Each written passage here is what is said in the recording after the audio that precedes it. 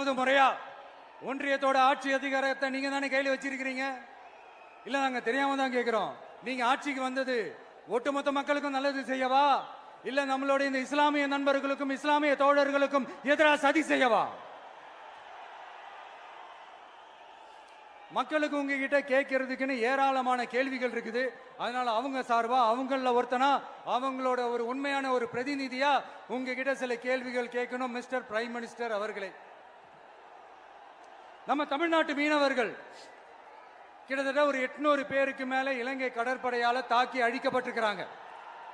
அதை கண்டிக்கிறதுக்காக உங்களை பெருசா எதுவும் செய்ய சொல்லல, சின்னதா ஒண்ணே ஒண்ணு மட்டும் செஞ்சு கொடுங்க.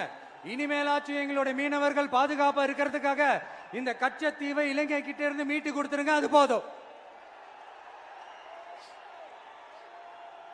உங்களுடைய இந்த முரட்டு பிடிவாதத்தால நீங்க நடத்துற இந்த நீட்டு தேர்வு, அதனால இங்க என்னென்ன நடக்குதுன்னு சொல்றதுக்கே மனசு வலிக்குது.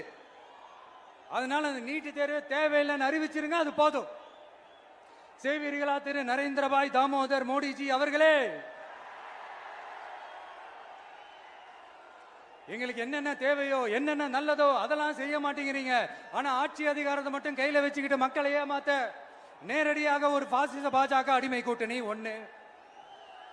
அடுத்து உங்களோட இந்த மைனாரிட்டி ஆட்சியை ஓட்டுறதுக்காக மறைமுகமாக RSS அடிமை குடும்பம்னு இன்னொரு கூட்டணி.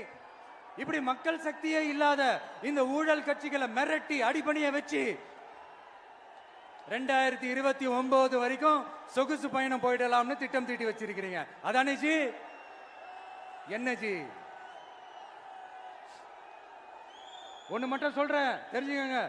என்னதான் நீங்க இந்த நேரடி மறைமுக கூட்டணி குட்டிகரணம் போட்டாலும் தாமரை இலையில தண்ணியே ஒட்டாது.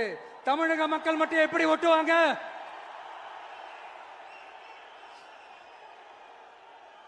இங்க ஒரு MP சீட்டு கூட தரலன்றதுக்காக தமிழ்நாட்டுக்கும் தமிழ்நாட்டு மக்களுக்கும் எதுவுமே செய்யாம ஓரவஞ்சனை செய்யுது இந்த ஒன்றிய பாஜக அரசு.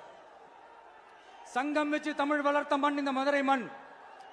அதனால இங்க அந்த கீழடியில கிடைச்ச ஆதாரங்களை எல்லாம் மறைச்சிட்டு எங்க நாகரிகத்தையும் எங்க வரலாறையும் அழிக்கிறதுக்காக உள்ளடி வேலை செய்யலாம்னு நினைக்கிறீங்க. தமிழ்நாட்டை தொட்ட என்ன நடக்கும் நீங்க பல உதாரணங்கள் இருக்குது.